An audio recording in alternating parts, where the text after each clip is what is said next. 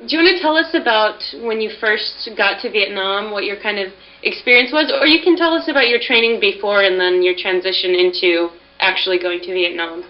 Well, of course, everybody that joins the military, they have to go through basic training. And in basic training, they teach you everything there is to know concerning your ability to use any arms, you know, your rifle, your guns, your bayonet, whatever it is, because you know they teach you how to protect against the enemy in case you know you deploy to a war zone. So they teach you all that, and you gotta learn. You better learn fast.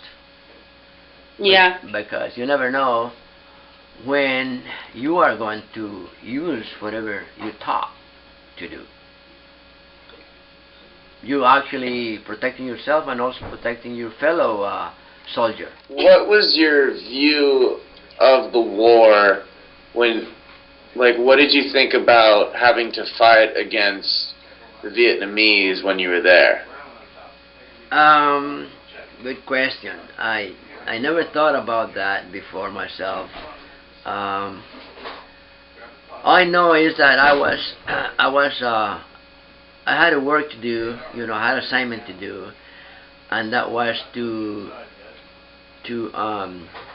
serve my military, you know, active years, which is 2 years with the army, and that's all I knew concerning, you know, general view of it. You know, I had to put in 2 years of active duty in the service, whether it was the Army, Navy, Marines, whatever. But that was my assignment then in my life at that point. So sort of like my citizenship, you know, obligation in a way, even though I wasn't a citizen yet. But I felt that I was contributing to keep our way of